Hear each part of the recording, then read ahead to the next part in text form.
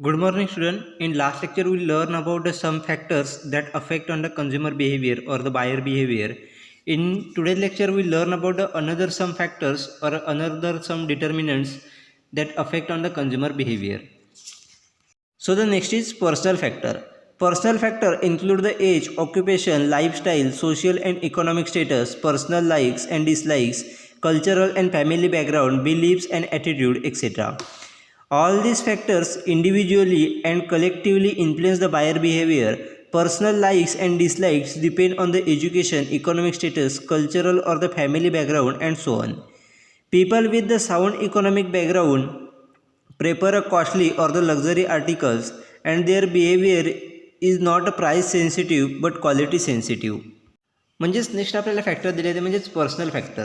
म्हणजेच प्रत्येक व्यक्तीचे जे काही पर्सनल फॅक्टर असतील, मग ठिकाणी त्या व्यक्तीचं एज असेल, त्याचबरोबर त्याचं ऑक्युपेशन असेल, तो कोणत्या ठिकाणी काम करतो आहे, ते ऑक्युपेशन त्याचं काय असेल, त्याचबरोबर त्याची लाईफस्टाईल कशा पद्धतीचं आहे, तो कोणत्या सोसायटीमध्ये राहतो, त्याचं सोशल क्लास कोणता आहे, इकॉनॉमिक स्टेटस त्याचं काय आहे, त्याचबरोबर त्याचे पर्सनल लाईक्स अँड डिसलाईक्स असतील, म्हणजेच तो पर्सनली कोणत्या गोष्टीने लाईक करतो, कोणत्या गोष्टीने डिसलाईक करतो, त्याचं कल्चर असेल किंवा फॅमिली बॅकग्राऊंड असेल, त्याचे बिलीफ्स असतील, त्याचा ॲटिट्यूड असेल, यासारखे जे काही फॅक्टर असतील, म्हणजेच ते प्रत्येक व्यक्तीचे काही पर्सनल फॅक्टर आहेत ते देखील कंझ्युमर बिहेवियरवरती, त्याच्या बिहेवियरवरती आपल्याला इफेक्ट करताना दिसून येतात.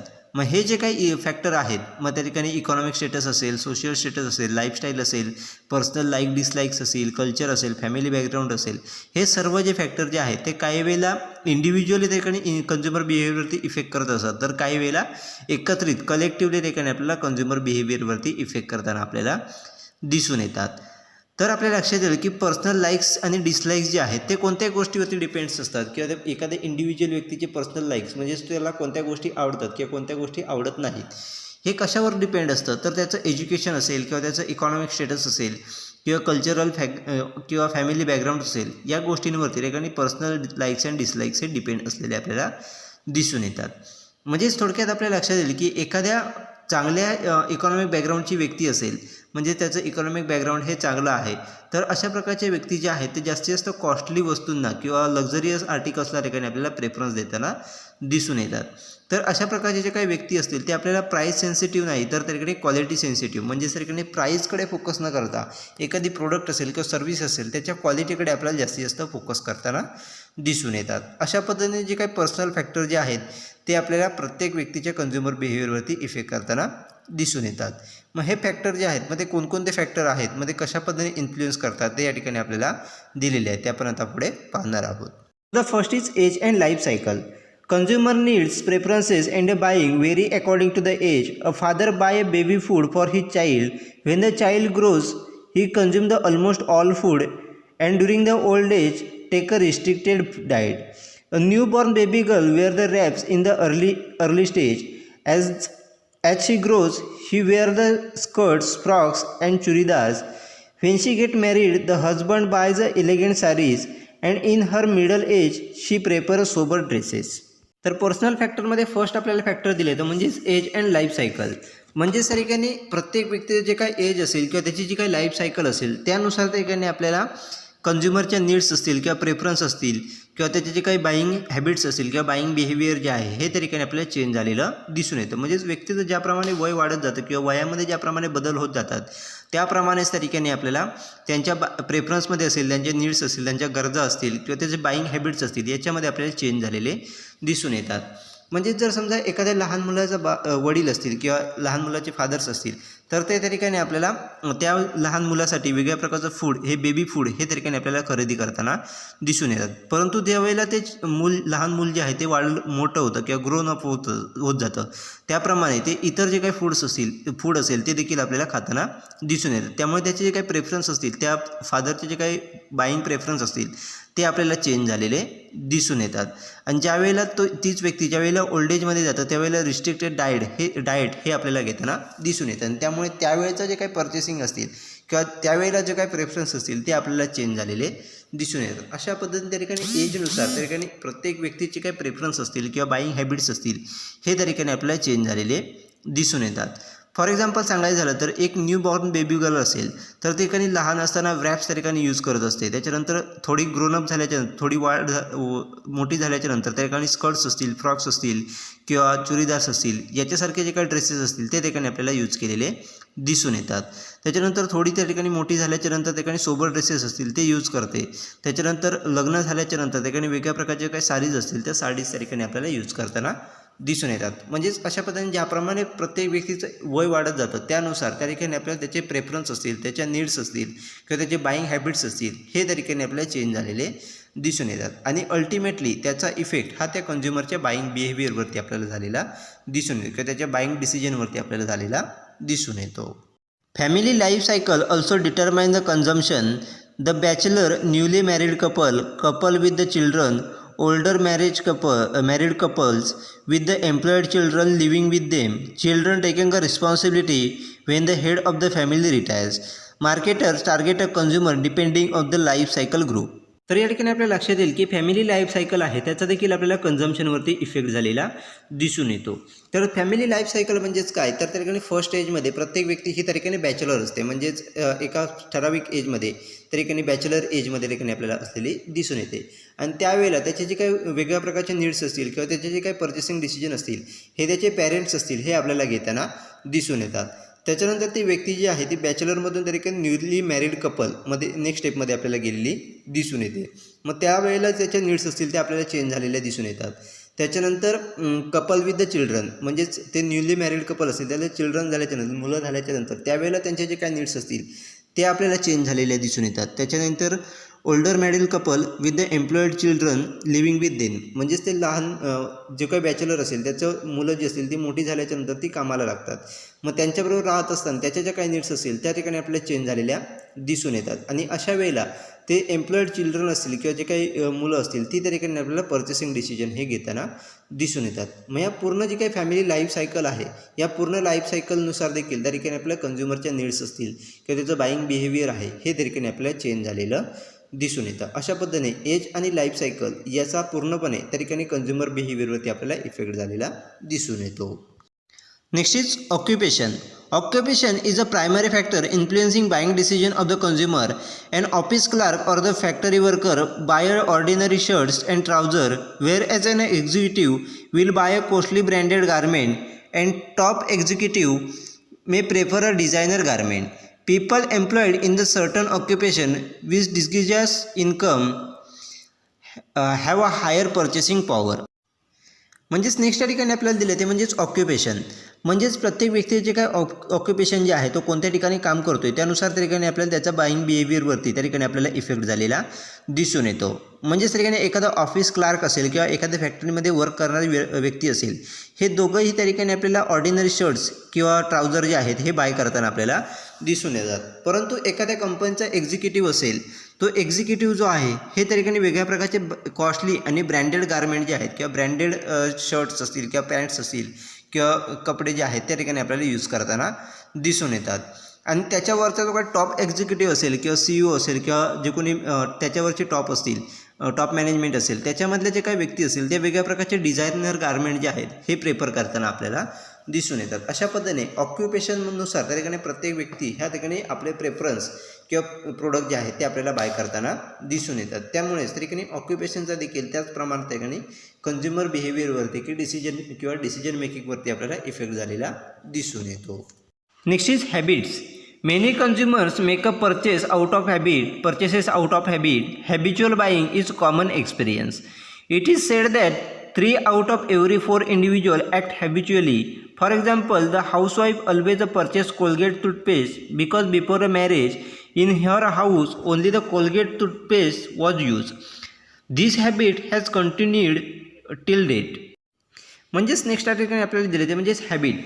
तर प्रत्येक व्यक्तीचे जे काही हॅबिट्स असतील किंवा त्याचे जे काही सवयी असेल त्यानुसार त्याकडे आपल्याला पर्चेसिंग डिसिजन किंवा त्याच्या बाईंग बिहेवियरवरती आपल्याला इफेक्ट झालेला दिसून येतो.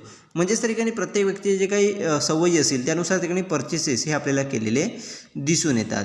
आणि हॅबिच्युअल बाईंग बिहेवियर किंवा हॅबिच्युअल बाईंग हे त्या ठिकाणी कॉमन त्या ठिकाणी आपल्याला प्रत्येक व्यक्तीमध्ये आपल्याला असलेलं दिसून येतं. तर सर्वेनुसार असं आयडेंटिफाय करण्यात आलं की 4 इंडिव्हिज्युअल व्यक्तींमध्ये त्या ठिकाणी 3 इंडिव्हिज्युअल व्यक्ती जे आहेत ते हॅबिच्युअली बाईंग त्या ठिकाणी आपल्याला करताना दिसून येतात किंवा त्याचे हॅबिटनुसार त्या ठिकाणी आपल्याला प्रोडक्ट खरेदी करताना आपल्याला दिसून येतात. अशा पद्धतीने हॅबिट्सच्या जे काय असतील किंवा त्या सवयी ज्या असतील त्याचा देखील आपल्याला कंझ्युमर बिहेवियरवरती इफेक्ट झालेला दिसून येतो. म्हणजेच फॉर एक्झाम्पल सांगायचं झालं तर एखादी लेडीज आहे तिच्या लग्ना अगोदर त्या ठिकाणी घरामध्ये फक्त कोलगेट टूथपेस्ट ही त्या ठिकाणी यूज केली जायची. त्यामुळे लग्नानंतर मॅरेज झाल्याच्या नंतर ती हाऊसवाईफ जी आहे ही देखील त्या ठिकाणी त्या घरामध्ये देखील त्या ठिकाणी कोलगेट टूथपेस्टच आपल्याला यूज करताना दिसून येते किंवा कोलगेट टूथपेस्ट जी आहे तीच आपल्याला बाय करताना आपल्याला दिसून येते. म्हणजेच तिची जी काही पूर्वीची हॅबिट होती तीच त्या ठिकाणी आपल्याला फॉलो करताना दिसून येते. त्यामुळेच ती कोलगेट टूथपेस्ट जी आहे ती आपल्याला कंटिन्युअली यूज करताना आपल्याला दिसून येते. अशा पद्धतीने प्रत्येक व्यक्तीचे काय पर्चेसिंग हॅबिट्स असतील किंवा एखादं प्रोडक्ट यूज करण्याचे काय हॅबिट्स असतील त्यानुसार पर्चेसिंग डिसिजन हे आपल्याला घेतलेले दिसून येतात आणि त्याचा पूर्णपणे इफेक्ट हा कंझ्युमर बिहेवियरवरती आपल्याला आलेला दिसून येतो. Next is lifestyle. A person lifestyle is persons patterns of the living as indicate by his activities, consumption and interest. Lifestyle tries to profile a person way of being and acting in the society. Marketer aim their products and brand at a different lifestyle group. म्हणजेच next त्या ठिकाणी आपल्याला factor दिला तो म्हणजेच lifestyle. म्हणजेच प्रत्येक व्यक्तीची ही त्या ठिकाणी आपल्याला लाईफस्टाईल त्या ठिकाणी असलेली दिसून येते किंवा त्याचा जगण्याचा एक पॅटर्न हा त्या ठिकाणी आपल्याला असलेला दिसून येतो. म्हणजेच ती व्यक्ती वेगळ्या गोष्टीबद्दल त्या ठिकाणी कशा पद्धतीने रिॲक्ट होते, त्याची ॲक्शन कशा पद्धतीने असते, त्याचबरोबर त्या कन्झम्पशन कशा पद्धतीने करतो, त्याच्या कोणकोणत्या गोष्टीमध्ये इंटरेस्ट आहे, कोणकोणत्या गोष्टी लाईक्स किंवा डिसलाईक करतो, हीच या लाईफस्टाईलचा इफेक्ट देखील त्या ठिकाणी आपल्याला कंझ्युमर बिहेवियरवरती झालेला दिसून येतो. त्याचबरोबर एखादी इंडिव्हिज्युअल व्यक्ती जी आहे ती एखाद्या सोसायटीमध्ये कशा पद्धतीने वागते, ते कोणकोणत्या गोष्टींना त्या ठिकाणी प्रेफरन्स देते, त्याचं राहणीमान कशा पद्धतीचं आहे याचा इफेक्ट त्या ठिकाणी पूर्णपणे आपल्याला कंझ्युमर बाईंग बिहेवियरवरती झालेला दिसून येतो. त्यामुळे प्रत्येक मार्केटर जो आहे तो काय करत असतो तर वेगळ्या प्रकारचे जे काही लाईफस्टाईल असतील म्हणजेच मार्केटमध्ये आपल्याला वेगळ्या प्रकारचे लाईफस्टाईलचे ग्रुप त्या ठिकाणी दिसून येतात. मग त्या ग्रुपनुसार त्या लाईफस्टाईलच्या ग्रुपनुसार वेगळ्या प्रकारचे प्रोडक्ट असतील किंवा वेगळ्या प्रकारचे ब्रँड जे आहे हे इस्टॅब्लिश करताना आपल्याला दिसून येतात आणि ते त्या लाईफस्टाईलमध्ये जे काही लोक असतील ते ब्रँडला किंवा त्या प्रोडक्टला आपल्याला प्रेफरन्स देताना दिसून येतात. अशा पद्धतीने प्रत्येक व्यक्तीची काही लाईफस्टाईल आहे त्याचा देखील कंझ्युमर बिहेवियरवरती किंवा त्याच्या बाईंग डिसिजनवरती आपल्याला इफेक्ट झालेला दिसून येतो. Next is personality and self concept. The distinct personality of the each customer influence his behavior. Personality is the composed of the confidence, sociability, adaptability, dominance, autonomy, and so on. Strong correlations exist between the certain personality types and the product or the brand choice. म्हणजेच next आपल्याला personal factor दिला तो म्हणजेच personality and self concept. तर personality जी आहे ही प्रत्येक व्यक्तीची आपल्याला वेगवेगळी असलेली दिसून येते. म्हणजेच पर्सन टू पर्सन त्या व्यक्तीची पर्सनॅलिटी जी आहे ती आपल्याला चेंज झालेली दिसून येते. तर पर्सनॅलिटी म्हणजेच नेमकं काय तर त्या व्यक्तीचा कॉन्फिडन्स कशा पद्धतीचा आहे, एखाद्या गोष्टीबद्दलचा कॉन्फिडन्स असेल किंवा त्याची सोशिएबिलिटी असेल, त्याची ॲडॉप्टेबिलिटी असेल म्हणजेच तो कोणकोणत्या गोष्टी ठिकाणी ॲडॉप्ट करतो आहे किंवा डॉमिनन्स असेल, त्याचबरोबर ऑटोनॉमी असेल, यासारख्या गोष्टींच्या माध्यमातून प्रत्येक व्यक्तीची पर्सनॅलिटी ही त्या ठिकाणी आपल्याला डेव्हलप झालेली दिसून येते. आणि ही जी काय प्रत्येक व्यक्तीची पर्सनॅलिटी जी आहे ती पर्सनॅलिटी आणि त्याचं पर्चेसिंग डिसिजन किंवा त्याचा प्रोडक्टसाठी असणारा प्रेफरन्स असेल किंवा एखाद्या ब्रँडसाठी असणारा प्रेफरन्स असेल याच्यामधले चांगल्या पद्धतीचं कोरिलेशन हे त्या ठिकाणी आपल्याला असलेलं दिसून येतं. म्हणजेच आपण पर्सनॅलिटीनुसार त्या ठिकाणी ब्रँड प्रेफरन्स असेल किंवा प्रोडक्टसाठी प्रेफरन्स हे व्यक्तीकडून आपल्याला दिलेला दिसून येतो. अशा पद्धतीने पर्सनॅलिटी फॅक्टर जो आहे तो देखील आपल्याला प्रत्येक व्यक्तीच्या कंझ्युमर बिहेवियरवरती हा ठिकाणी किंवा डिसिजन मेकिंगवरती आपल्याला इफेक्ट करताना दिसून येतो. Self concept or the self image is the complex mental picture of the person's self. Marketer develop a brand image to match the self image of the target market. Often the market is segmented on the psychological basis. या ठिकाणी आपल्याला लक्षात येईल की self concept आणि self image याचा देखील आपल्याला कंझ्युमर बिहेवियरवरती इफेक्ट झालेला दिसून येतो. तर सेल्फ कॉन्सेप्ट किंवा सेल्फ इमेज म्हणजेच काय तर प्रत्येक व्यक्तीने स्वतःबद्दल किंवा स्वतःचे जे काही वेगळ्या प्रकारचे कॉन्सेप्ट असतील किंवा इमेज ज्या काही डेव्हलप केलेले असतात एखाद्या ब्रँडबद्दल असेल किंवा एखाद्या व्यक्तीबद्दल असेल त्याला सारखीने आपण सेल्फ कॉन्सेप्ट किंवा सेल्फ इमेज असं म्हटलं जातं. मग वेगळे मार्केटर जे आहेत ते काय करत असतात तर सेल्फ इमेजनुसार किंवा सेल्फ कॉन्सेप्टनुसार त्या ठिकाणी ब्रँड इमेज जी आहे ती आपल्याला तयार केलेली दिसून येते किंवा व्यक्तीचे जे काही सेल्फ इमेज असेल त्याच्यानुसार त्या ठिकाणी आपल्या ब्रँड आहेत ते आपल्याला मॅच करताना दिसून येतात. कारण मार्केटर जे आहेत हे त्या ठिकाणी वेगळ्या प्रकारचं मार्केट जे आहे हे सायकोलॉजिकल फॅक्टरनुसार त्या ठिकाणी आपल्याला सेगमेंट केलेलं दिसून येतं. त्यानुसार सेल्फ कॉन्सेप्ट आणि सेल्फ इमेज ही आपल्या प्रोडक्टबद्दल असेल किंवा एखाद्या ब्रँडबद्दल असेल कशा पद्धतीने मॅच करता येईल याच्याकडे आपल्याला फोकस केलेला दिसून येतो. अशा पद्धतीने सेल्फ कॉन्सेप्ट असतील किंवा सेल्फ इमेज जी आहे ती देखील त्या ठिकाणी आपल्याला कन्झ्युमर बिहेवियरवरती आणि डिसिजन मेकिंगवरती इफेक्ट करताना आपल्याला दिसून येतात. अशा पद्धतीचे वेगळे जे काही पर्सनल फॅक्टर्स असतील, मग एज अँड लाईफ सायकल असेल, ऑक्युपेशन असेल, हॅबिट्स असेल, लाईफस्टाईल असेल, पर्सनॅलिटी अँड सेल्फ कॉन्सेप्ट असेल, हे तरीकेने आपल्याला कन्झ्युमर बिहेवियरवरती इफेक्ट करताना दिसून येतात. Next is psychological factor. Psychological factors are many. They include the perception, motivation, attitude and beliefs, personality, lifestyle and learning. These factors influence the buyer behavior in different way. The psychological factors dominate other factors as they are closer to the mind of the buyer. His personality, attitude, beliefs and life cycle affect his behavior relating to the product, marketing process and so on. म्हणजेच next या ठिकाणी आपल्याला factor दिले ते म्हणजेच psychological factor. तर psychological factor हे वेगवेगळ्या तरीकेने आपल्याला भरपूर असे असलेले आपल्याला दिसून येतात. मग त्या ठिकाणी परसेप्शन असेल, मोटिवेशन असेल, ॲटिट्यूड असेल किंवा एखाद्या व्यक्तीचे बिलीफ्स असतील, त्याची पर्सनॅलिटी असेल, लाईफस्टाईल असेल किंवा त्याचं लर्निंग असेल, याच्या माध्यमातून सायकोलॉजिकल फॅक्टर हे तरीकेने आपल्याला तयार झालेले दिसून येतात. मग हे फॅक्टर जे आहेत हे प्रत्येक व्यक्तीच्या वेगळ्या माध्यमातून त्या ठिकाणी प्रत्येक व्यक्तीच्या बाईंग बिहेवियरवरती आपल्याला अफेक्ट करताना दिसून येतात. मग हे सायकोलॉजिकल फॅक्टर जे आहेत ते त्याची एखाद्या व्यक्तीची पर्सनॅलिटी असेल, त्याचा ॲटिट्यूड असेल, एखाद्या गोष्टीबद्दल असणारे बिलीफ्स असतील किंवा त्याची लाईफस्टाईल असेल, याच्यावरती आपल्याला इफेक्ट करताना दिसून येतात आणि इनडायरेक्टली ते त्या व्यक्तीच्या बाईंग बिहेवियरवरती आपल्याला इफेक्ट करताना दिसून येतात. मग हे सायकोलॉजिकल फॅक्टर कोणकोणते आहेत, ते कशा पद्धतीने इफेक्ट करतात ते या ठिकाणी आपल्याला दिलेले आहे, ते आपण आता पुढे पाहणार आहोत. So the first is motivation. Inner drive to fulfil the need is called the motivation. What motivates the consumer is the relative concept. The some factor of the motivation may not motivate the consumer throughout his life. Maslow's theory of the motivation seeks to explain why the people are driven by the particular need at the particular time. According to Maslow, human needs are arranged in the hierarchy from the most pressing needs to the least pressing needs, as shown in the following figure. तर या ठिकाणी first psychological factor दिले तो म्हणजेच motivation. तर motivation म्हणजेच काय, तर एखादी नीड जी आहे ती फुलफिल करण्यासाठी इनर ड्राईव्ह किंवा आतमधून आपल्याला जी एखादी गोष्ट वाटत असते त्यालाच ठिकाणी आपण मोटिवेशन असं म्हटलं जातं. म्हणजेच थोडक्यात एखादी नीड फुलफिल करण्यासाठी आपण स्वतःच्या आतमधून जी काही इनर ड्राईव्ह असतात त्यालाच ठिकाणी आपण मोटिवेशन असं म्हटलं जातं. मग हे मोटिवेशन जे आहे ते मिळवण्यासाठी वेगळ्या प्रकारचे जे काही कॉन्सेप्ट्स असतील किंवा वेगळ्या प्रकारच्या गोष्टी ज्या आहेत या ठिकाणी आपल्याला यूज केलेल्या दिसून येतात. तर काही वेळेला काही वेगळ्या प्रकारचे जे काही मोटिवेशन फॅक्टर जे आहेत ते एंटायर लाईफमध्ये त्या ठिकाणी आपल्याला मोटिवेशन देताना दिसून येत आहेत. म्हणजेच कोणत्या गोष्टीपासून आपण मोटिवेट होतो आहे हे प्रत्येक व्यक्तीच्या बिहेवियरवरती आपल्याला डिपेंड असलेलं दिसून येतं किंवा कोणत्या गोष्टीवरून आपण त्या ठिकाणी मोटिवेट होतो हे प्रत्येक पर्सन टू पर्सन आपल्याला वेगळ्या गोष्टींवरती आपल्याला मोटिवेशन हे मिळालेलं दिसून येतं. तर मॅस्लोज नीड थेअरीच्या नुसार त्या ठिकाणी आपण मोटिवेशन जे आहे ते कशा पद्धतीने आपण मिळवलं जातं किंवा प्रत्येक नीड जी आहे ती पर्टिक्युलर नीड जी आहे ती पर्टिक्युलर टाईमलाच का जनरेट होत असते याच्याबद्दल मॅस्लोज थेअरीच्या माध्यमातून आपल्या ठिकाणी सांगितलेलं आहे. तर मॅस्लोज यांनी मॅस्लोज थेअरीच्या माध्यमातून त्या ठिकाणी प्रत्येक ह्युमनच्या जे काही नीड्स आहेत त्या एका हायरार्कीमध्ये त्या ठिकाणी आपल्याला प्रेझेंट केलेल्या दिसून येतात. म्हणजेच अगदी महत्त्वाच्या नीड ज्या आहेत त्यापासून ते अगदी टॉप नीडपर्यंत म्हणजेच लिस्ट प्रेसिंग नीडपर्यंत ठिकाणी आपल्याला हायरार्की ही दिलेली आहे. हे डायग्रामच्या माध्यमातून आपल्याला रिप्रेझेंट केलेलं आहे, ते आपण आता पुढे पाहणार आहोत.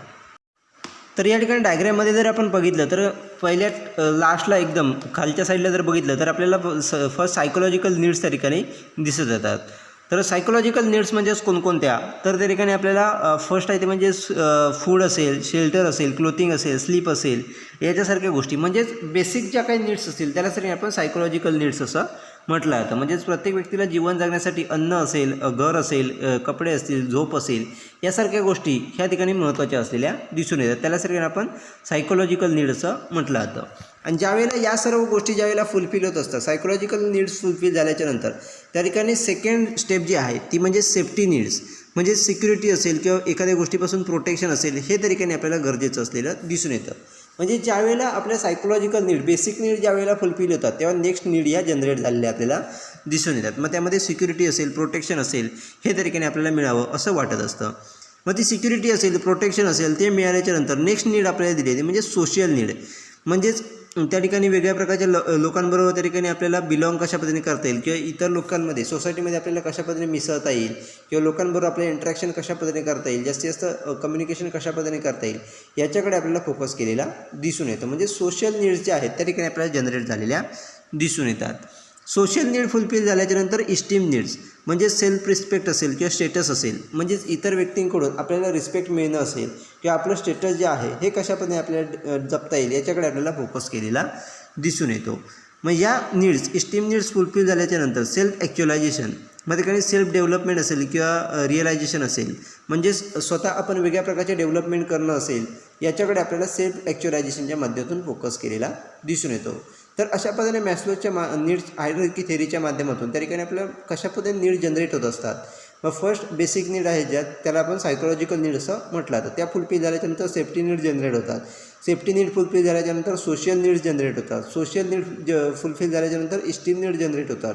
इस्टीम नीड फुलफिल झाल्याच्यानंतर सेल्फ ॲक्च्युलायझेशन. अशा पद्धतीने नीड्स ज्या आहेत ह्या प्रत्येक व्यक्तीच्या नीड्स आपल्याला वाढत गेलेल्या दिसून येतात. मग या प्रत्येक स्टेपमध्ये आपल्याला मोटिवेशन कोणकोणत्या गोष्टीपासून मिळतं आहे किंवा कोणत्या गोष्टी मिळाल्याच्यानंतर आपल्याला आपण मोटिवेट होतो आहे या प्रत्येक व्यक्तीच्या बिहेवियरवरती आपल्याला डिपेंड असलेलं दिसून येतं. आणि त्याचा इफेक्ट कन्झ्युमर बिहेवियरवरती किंवा प्रोडक्ट पर्चेसिंग डिसिजनवरती आपल्याला झालेला दिसून येतो. Next is perception.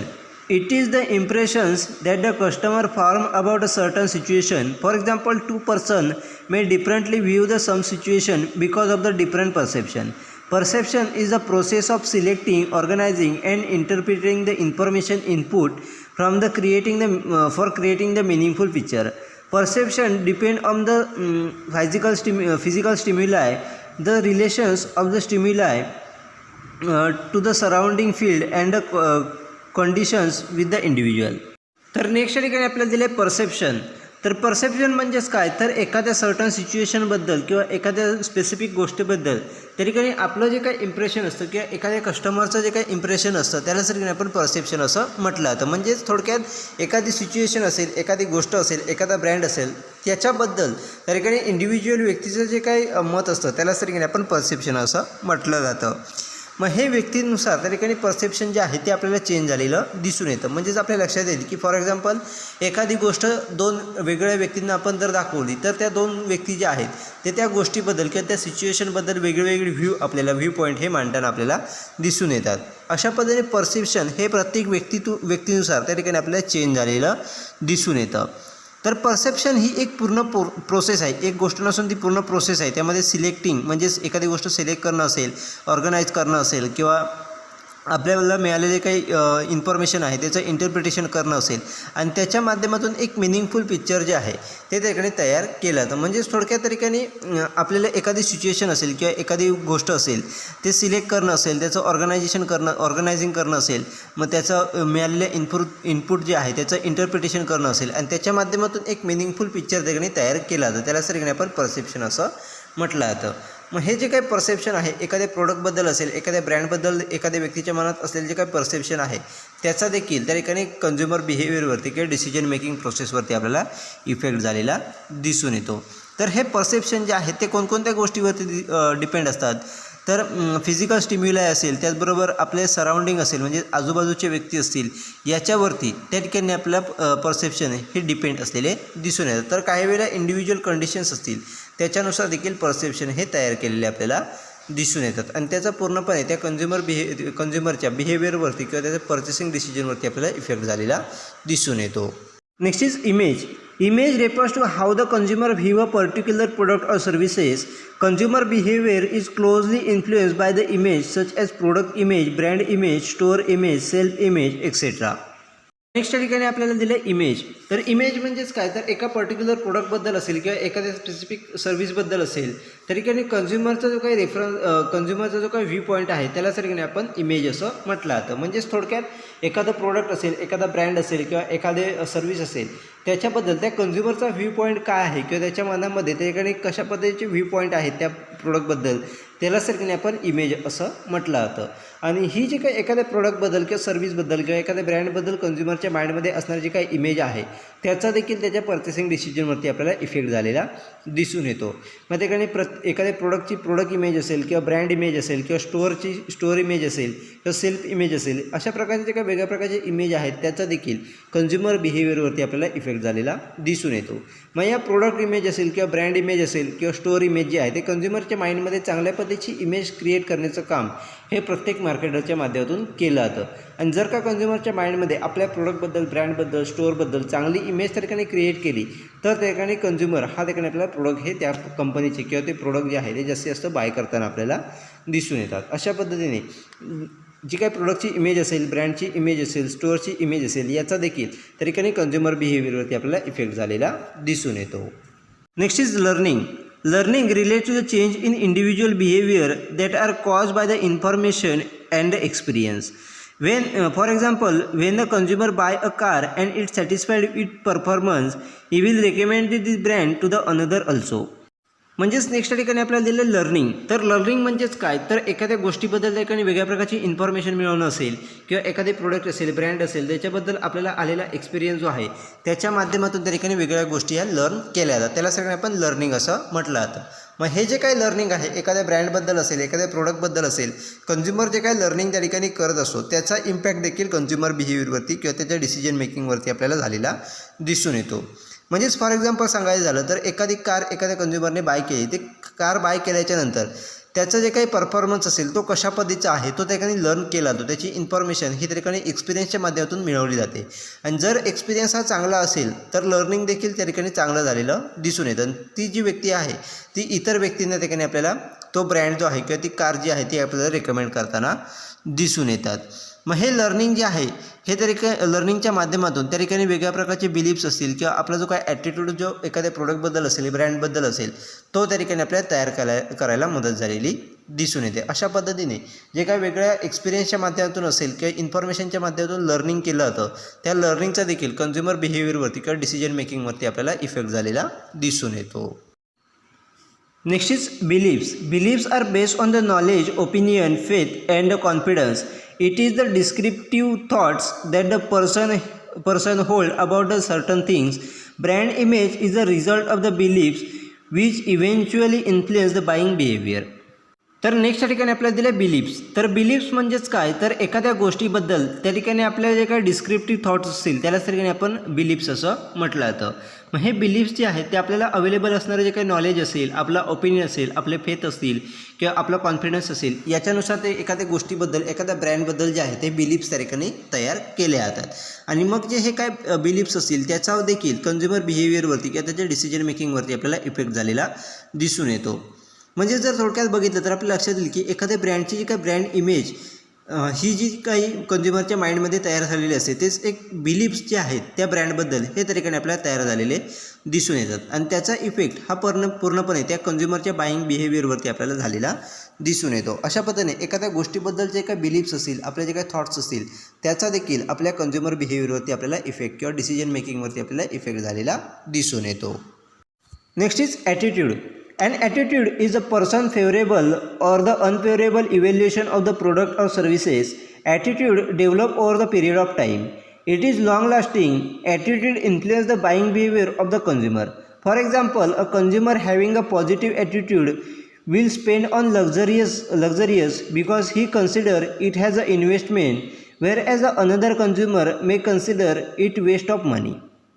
तर नेक्स्ट ठिकाणी आपल्याला फॅक्टर दिला तो म्हणजेच ॲटिट्यूड. तर ॲटिट्यूड म्हणजेच काय, तर एखाद्या प्रोडक्टबद्दल असेल किंवा एखाद्या सर्व्हिसबद्दल फेवरेबल किंवा अनफेवरेबल जे काही इव्हॅल्युएशन असेल त्याला ठिकाणी आपण ॲटिट्यूड असं म्हटलं जातं. म्हणजे थोडक्यात एखादं प्रोडक्ट असेल किंवा एखाद्या सर्व्हिस असेल त्याबद्दल एखाद्या पर्सनचे जे काय इव्हॅल्युएशन असेल, मग ते त्या प्रोडक्टच्या फेवरेबलमध्ये असो किंवा अनफेवरेबलमध्ये असो, त्यालाच त्या ठिकाणी आपण ॲटिट्यूड असं म्हटलं जातं. मग हा जो काही एखाद्या गोष्टीबद्दल जो ॲटिट्यूड आहे हा त्या ठिकाणी प्रत्येक टाईम टू टाईम त्या ठिकाणी पिरियड ऑफ टाईमनुसार त्या ठिकाणी आपल्याला डेव्हलप झालेला दिसून येतो. म्हणजेच एखादं प्रोडक्ट मार्केटमध्ये आल्याच्यानंतर ठराविक काळानंतर त्या प्रोडक्टबद्दल त्या ठिकाणी आपला जो काही ॲटिट्यूड जो आहे तो आपल्याला डेव्हलप झालेला दिसून येतो. आणि हा ॲटिट्यूड जो आहे तो देखील कन्झ्युमर बिहेवियरवरती आपल्याला इफेक्ट करताना दिसून येतो. तर तो कशा पद्धतीने, तर फॉर एक्झाम्पल सांगायचं झालं तर एखादी गोष्ट खरेदी केल्याच्यानंतर त्याच्यामधून आपल्याला चांगल्या पद्धतीचे बेनिफिट मिळाले असतील तर तो पॉझिटिव्ह ॲटिट्यूड त्या ठिकाणी आपल्याला तयार झालेला दिसून येतो. आणि ज्यावेळेला पॉझिटिव्ह ॲटिट्यूड त्या ठिकाणी निर्माण होत असतो त्यावेळेला आपण एखाद्या लक्झरियस प्रोडक्टवरती देखील इझिली त्या ठिकाणी खरेदी किंवा स्पेंड हे त्या ठिकाणी करत असतो, जेणेकरून आपल्याला वाटत असतं की ही एक चांगल्या पद्धतीची इन्व्हेस्टमेंट आहे.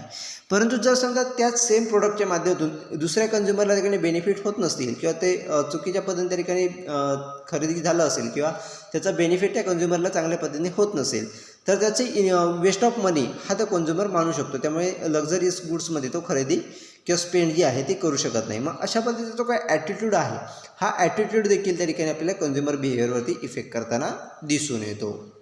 अशा पद्धतीचे वेगवेगळ्या प्रकारचे जे काही सायकोलॉजिकल फॅक्टर जे आहेत मग त्यामध्ये मोटिवेशन असेल, त्याचबरोबर परसेप्शन असेल, इमेज असेल, लर्निंग असेल, बिलीफ्स असतील, ॲटिट्यूड असेल, हे जे काही सायकोलॉजिकल फॅक्टर आहेत हे त्या ठिकाणी आपल्याला कन्झ्युमर बिहेवियरवरती इफेक्ट करताना दिसून येतात. Next is physiological factors. Physiological factor include the sex, age and physiognomy. Here the age is important factor. Buyers and their behavior are related to the maturity, experience and the requirements, and these aspects are directly linked with the age of the consumer or the buyer.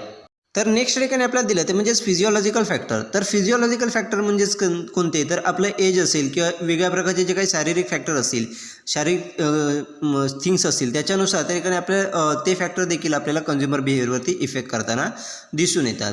तर physiological फॅक्टरमध्ये सगळ्यात important factor आहे तो म्हणजेच आपलं age. इतर ज्या काही गोष्टी असतील त्या आपल्या एजबरोबर, आपल्या वयाबरोबर आपल्याला रिलेट केलेल्या दिसून येतात. म्हणजेच आपली मॅच्युरिटी असेल किंवा आपले एक्सपिरियन्स असेल, आपली रिक्वायरमेंट असेल, या सर्व गोष्टी ज्या आहेत त्या डायरेक्टली आपल्या एजबरोबर त्या ठिकाणी आपल्याला लिंक असलेल्या दिसून येतात. मग हे आपलं वय जे आहे ते देखील आपल्या कन्झ्युमर बिहेवियरवरती मोठ्या प्रमाणात इफेक्ट करताना दिसून येतात. अशा पद्धतीने जे काही फिजिओलॉजिकल फॅक्टर जे आहेत ते देखील आपल्याला कन्झ्युमर बिहेवियरवरती किंवा डिसिजन मेकिंगवरती आपल्याला इफेक्ट करताना दिसून येतात. अशा पद्धतीने वेगवेगळे जे काही फॅक्टर जे आहेत हे त्या ठिकाणी आपल्या कन्झ्युमर बिहेवियर होती, म्हणजेच त्या ठिकाणी फिजिओलॉजिकल फॅक्टर असेल, त्याचबरोबर सायकोलॉजिकल फॅक्टर असेल, पर्सनल फॅक्टर असेल, त्याचबरोबर कल्चरल फॅक्टर असेल, इकॉनॉमिक फॅक्टर असेल, त्याचबरोबर सोशल फॅक्टर असेल, हे सर्व फॅक्टर जे आहेत ते प्रत्येक कन्झ्युमरच्या बिहेवियरवरती आपल्याला अफेक्ट करताना किंवा इन्फ्लुएन्स करताना आपल्याला दिसून येतात.